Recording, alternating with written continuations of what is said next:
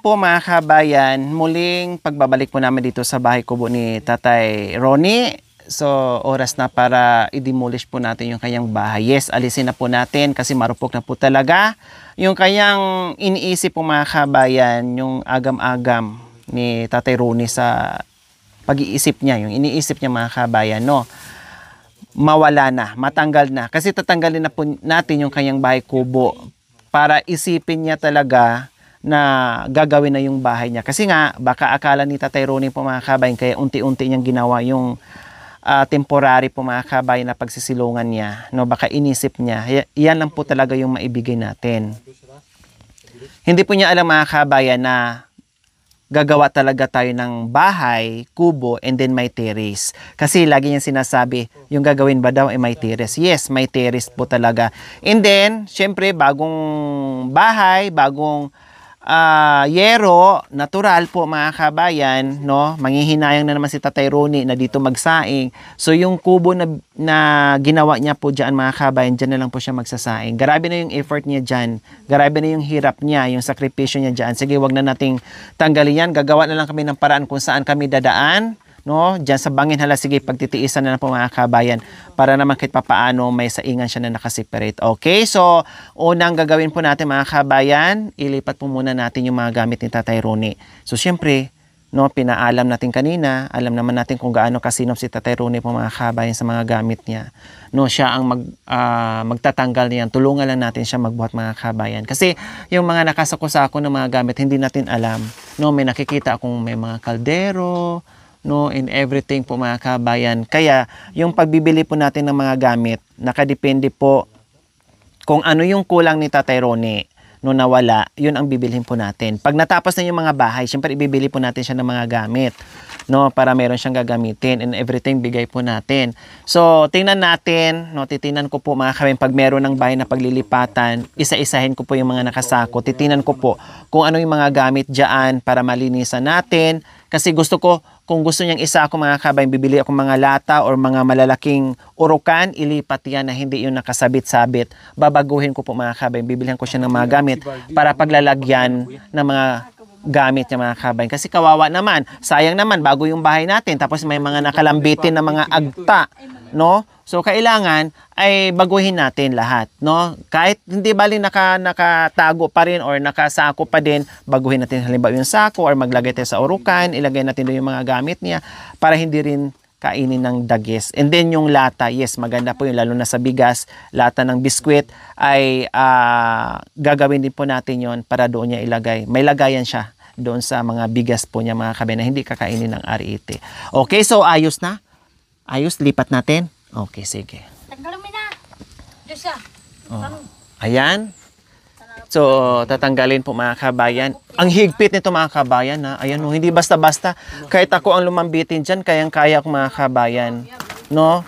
Sigurado, Diyos ko, buong maghapon mong baklasin yan. Pag ako mga kabayan, buong maghapon kong baklasin yung mga tali-tali niya. Kasi napakahigpit. So, ayan, umpisa na po natin yung paglipat sa mga gamit ni Tatay Ronnie, no? Yung iba dito mabibigat mga kabayan eh. Oh, di ba? Ano pag-ata nga doon eh. Ay, saan siya pupunta? Ay. Tika, tulungan siya kasi mabigat, kawawa. So ayan mga kabayan, gagamit pa kami ng andang. No, gagamit pa kami ng hagdanan talaga mga kabayan. Ang laki naman ng hagdanan. Uy. Talaga naman. Poste ng kuryente yung hagdanan. Baka mamaya maano. Oh, alalayan lang dyan ha. Baka biglang. Ayan, so see, kailangan pang gumamit ng malaking kahoy, poste ng kuryente ang ginamit na hagdanan ni Tatay Ronnie para lang kuha natin yung kanyang mga kagamitan na 1940 pa itong mga kabayan nakatali dyan. No? 4 na dekada na rin nakatali ang mga kabayan. Kasi tinan nyo naman yung kulay. O, di ba? Kulay antique na po mga kabayan. Ganyan kasinop si Tatay Ronnie sa kanyang mga kagamitan dito sa loob ng bahay. Safety na safety mga kabayan. Talaga naman.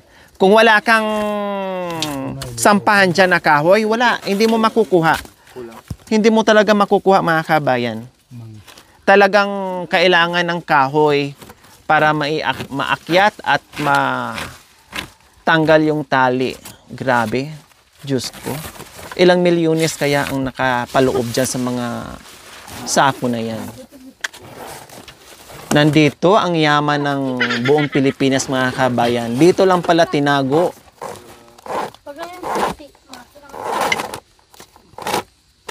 Nandito na yung mga Yamashita. Yan ang binaunang mga Hapon. Yes. Siya talaga ang nagmamay-ari ng mga Yamashita. Yan mga bar na yan. Yung mga Yes. Oo. Ito kasi yung gwardiya niya, kaya alam niya, mga gold bar daw. Yung mga gwardiya sibil. Yan sila. Kaya alam niya. Ano yan? Grabe naman po yung pagkatali, Tatay Ronnie. Ilang milyones ba yan? 3. Grabe naman po kayo. Takot po kasi yung mga kaldero.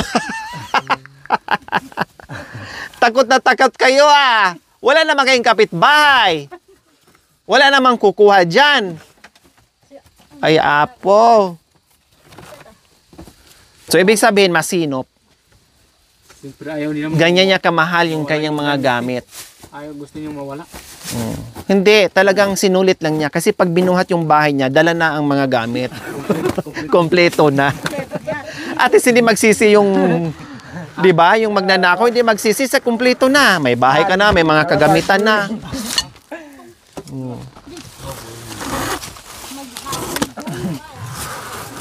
Grabe, nakatali itong mga kabayan. Tapos doon, nakatali din. Imagine, nangitim na ang lahat. No? Ang tagal na po niya itong tinali talaga. Umuwi ito na tabali, di ba? Hindi, maliit pa kayo. Nasa itog pa kayo ng mga tatay nyo, nakalambitin na yan kung alam nyo lang. Ilang dekada na? Namatay na si... Oo. Tumakoy. Di ba? Tapos ini taon? Kundi ang tagal na. 3 years na nakalambitin. Sa wakas, nakahinga din sila, nakawala. Nakalaya, no? Oh, hati ito kasi. Oh, hati ito pamit. Takul hati ito. Hati ito, Nahatulan na sila ng kalayaan, mga kabayan. Tignan mo. Humaba na yung balbaso. Yung mga sako ng kulay ginto na. Oh, ginto na yan.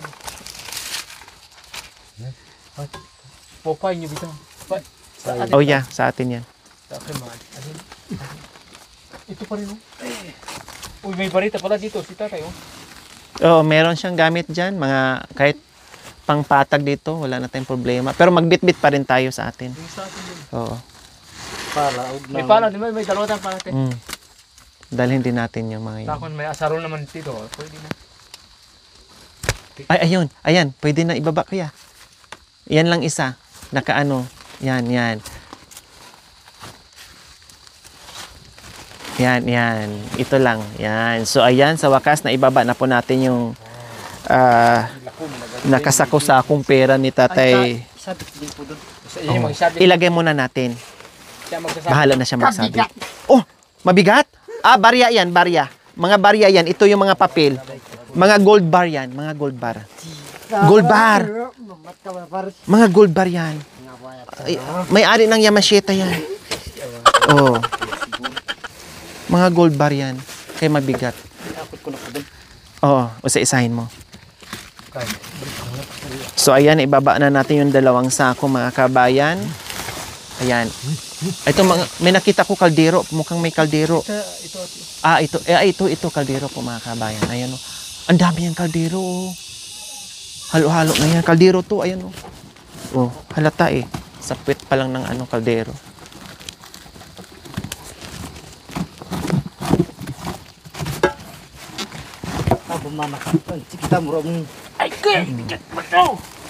Ayos-ayusin ha, mabawasan yung gold bar.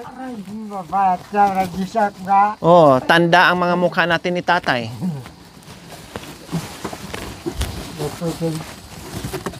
O, diba po mga kabayan, grabe no, ang bibigat. Ang bibigat. Buti hindi bumigay, no? Sa sobrang bigat niya. Ay,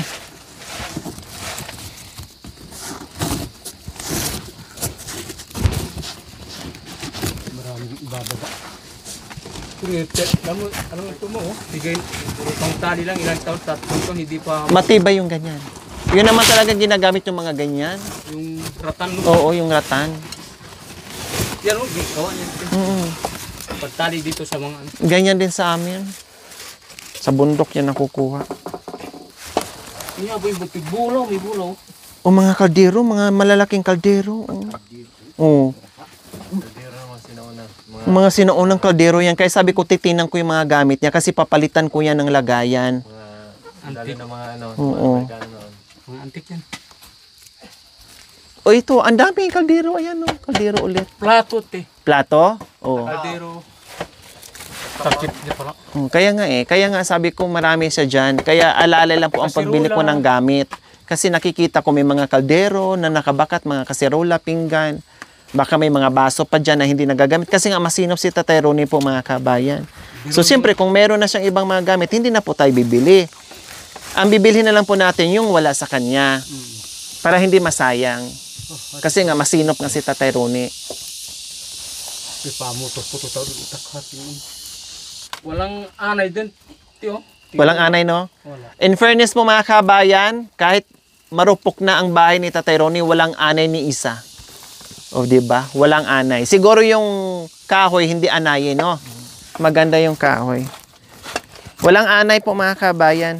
Kaya maganda magbahay dito. No, siguro. Binili, nitlaw ka lang, tingnan. Tayo din, ang pinakali. Siya, bakit kimungguan niya, tumang bukit.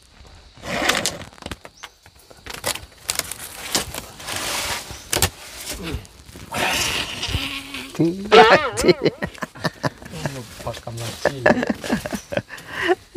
At tipapalikan ng alin. Matablangan ka ganun. At tama.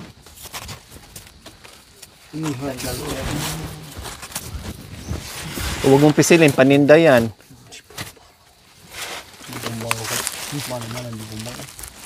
Parang ano to, oh, magasin, oh. Oh, armalite mo. Yamashita nga eh, kompleto nga eh. Ito pa, oh. Tubaw. Bunghit. Oh, may tarudo pala dito.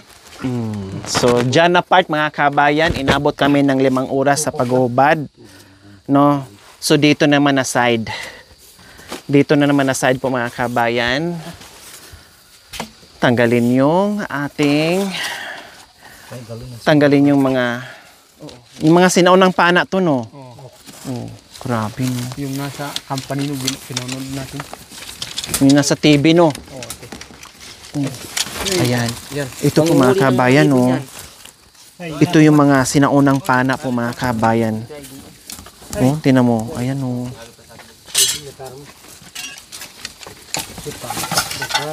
Hachi.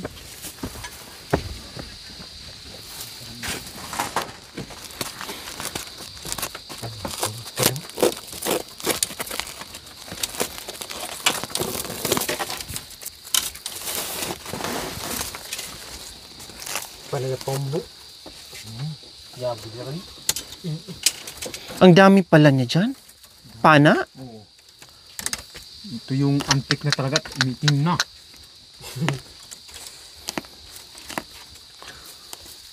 Grabe si Tatay Ronnie mag... Pag nagawa mo na din bali display balo bali niya ti. Uya, Dito. ilagay natin sa ano, Ganun. alaala. Alaala ng pinauna. Mga antik na mga kagamitan niya na pana na ginagamit sa pangangaso. Yan, yung pinampatay ng mga Hapon yan. Pinanglaban niya ni Magellan sa kanila Lapu-Lapu.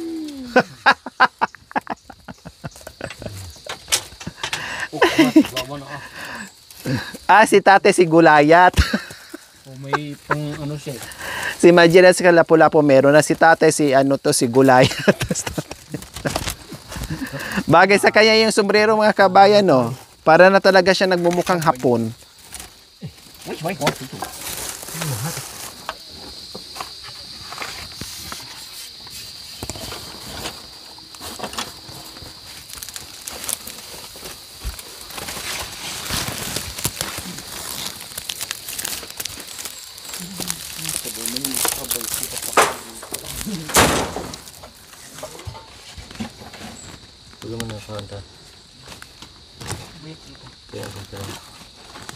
Sige. Hindi po ako nagkamali mga kabayan. Sabi ko, nakikita ko itong mga gamit ni Tatay Ronnie. Pag inalis namin to, abutin talaga kami ng 24 hours. Kasi nakita ko super higpit yung mga tali, no? Kaya nga sabi ko kung may magnanakaw, hindi talaga basta-basta manakaw mga kabayan. Maabutan pa niya, no? Hindi pa matanggal yung tali na abutan ni Tatay Ronnie. So sobrang higpit. Talagang hindi talaga makawala mga kabayan. Uy, ito yung pang huhuli ng kita. Ay, Grabe ang laki, no? Baboy ramo. yung ahas, Ahas? o yung ulong-uulahin. Grabe ang laki, no? Kumpleto si tatay sa iba't ibang klaseng hayop. Maliit o malaki yung gamit sa pangangaso mga kabayan.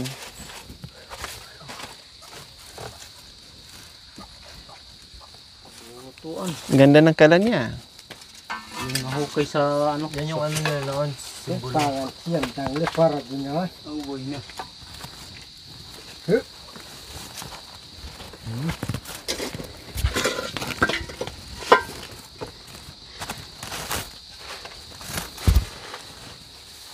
Ingat ka dyan.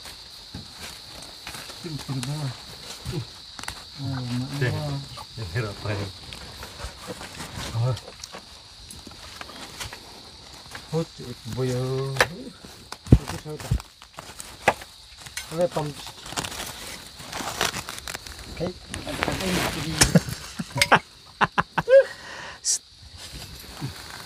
Ano yun na? Wala na nadi. Oh, yeah. Oh, ito, Diyos ko, 5 oras bago natanggal mga kabayan. Yung ano, sabi ko na nga ba talagang inano lang ni tatay, binalot lang niya. Oh, namias ko ha. Pamo. Oh, kung gusto mag ano ng kamote. Yan, wala hata kay.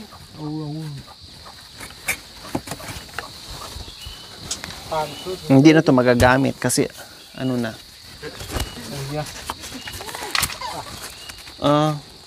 Ano nang Patawag nga mo din.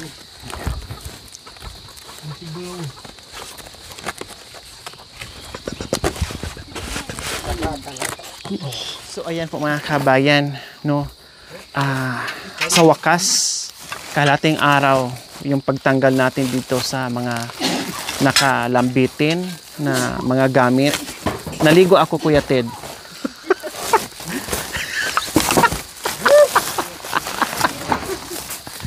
Nabahing sa agyo yung mga kabayan kasi daming agyo. Siyempre, no, puro uling-uling na yung mga kabayan yung magamit ni tatay kay bumahing na si Kuya Ted.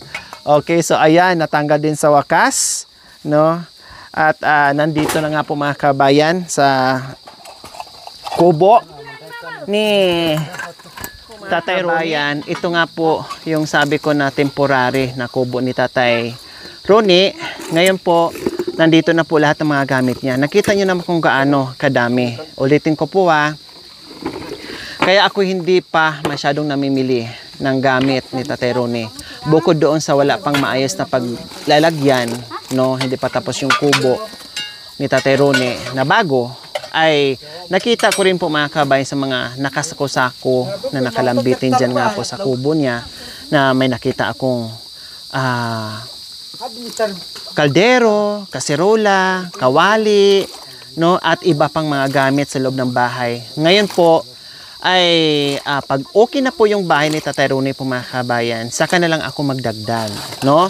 Kasi baka mamaya maraming kaldero, sobra-sobra, maraming kaserola, maraming panandok, maraming kutsara, maraming iba pa, no?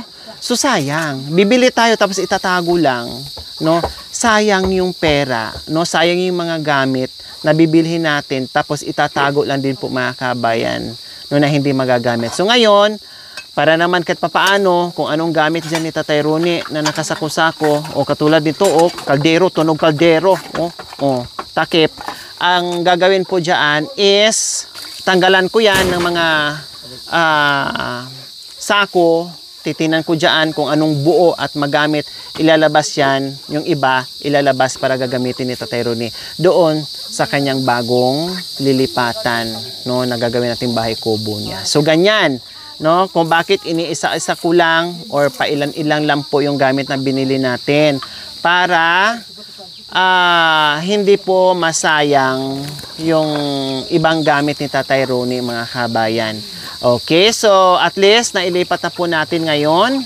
At after po nito, mga kabayan, ay yun naman po yung bahay ang gigibain natin para patagin yung paglilipatan o pagtatayuan ng kubo. At unti-unti na po natin umpisahan gawin yung bahay kubo ni Tatay Ronnie. And then after po, mga kabayan, kung ano yung hindi na pwedeng ipasok sa bagong bahay kubo ni Tatay Ronnie, susunugin ko na po yung mga kabayan, no, para hindi pa kalat-kalat at hindi tirahan ng mga arite, no, para malinis yung palibot, hindi malamok na yung kalat doon, kalat dito, no. Linisin din po namin yung palibot sa bahay ni Tatay Ronnie. Yung mga matatanggal natin na kahoy dyan sa kubo niya po, mga kabayan, ay pwede naman po gamitin yung panggatong unti-unti ni Tatay Ronnie.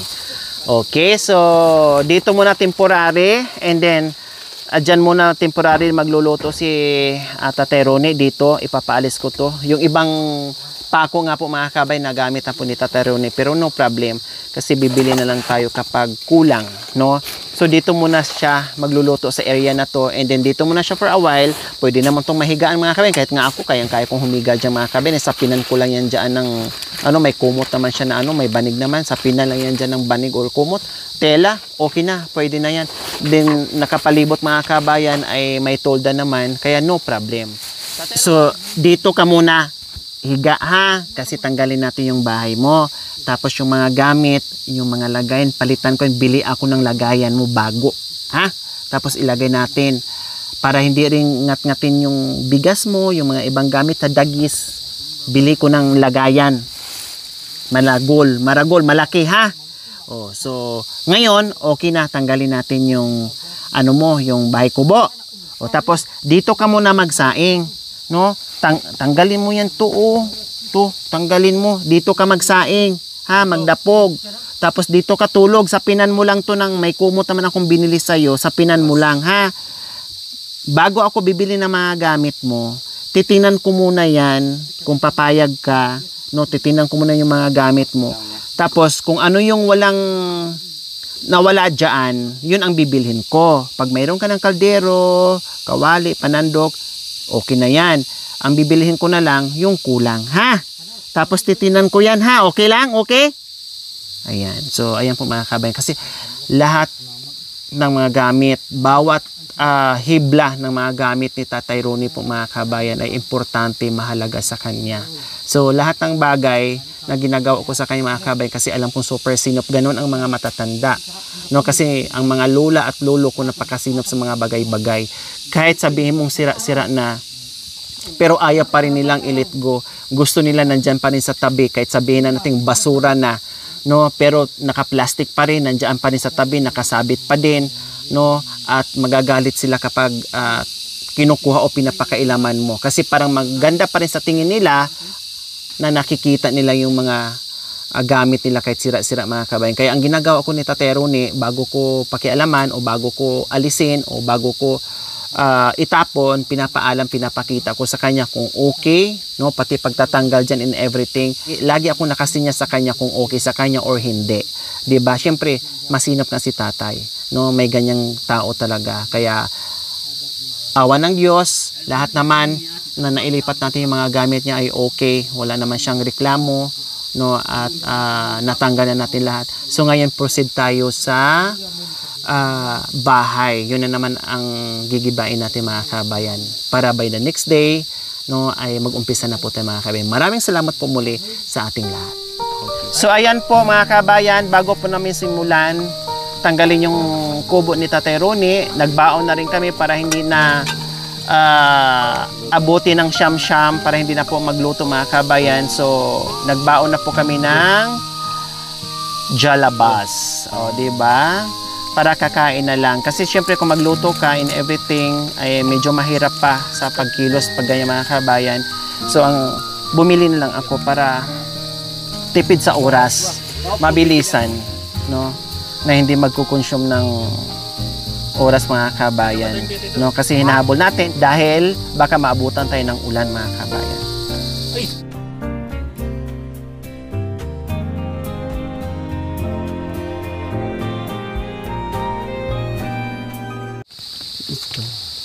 Tuan kami kasi hindi kami obligasi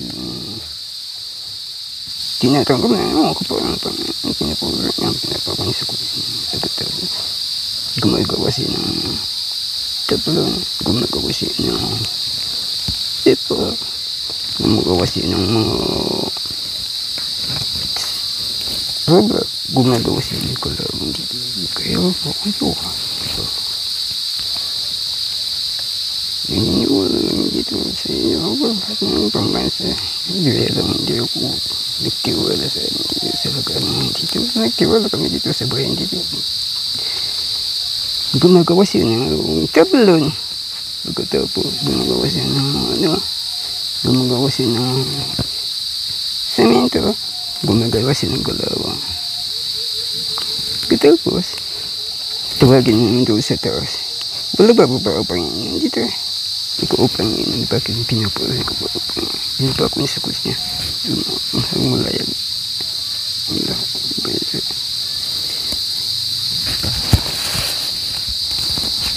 Amen. Amen. Bitin mo muna. May kanin dyan ha.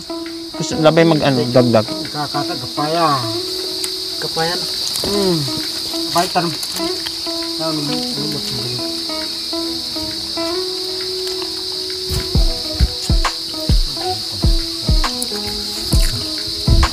May dibdib.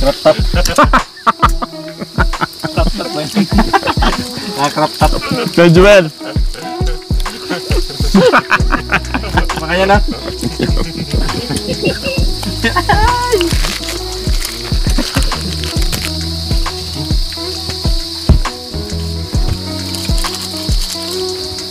Ginawa ng pangalaman. Paglutuan niya na.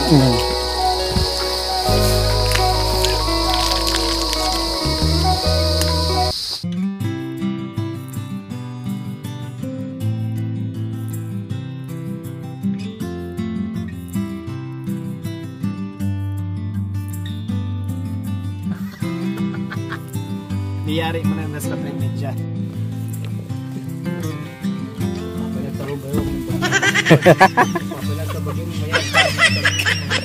Yeah, ang galing mangiliti di ni Kuya Anita Teroni. Thank you for watching. Don't forget to like, share, and subscribe.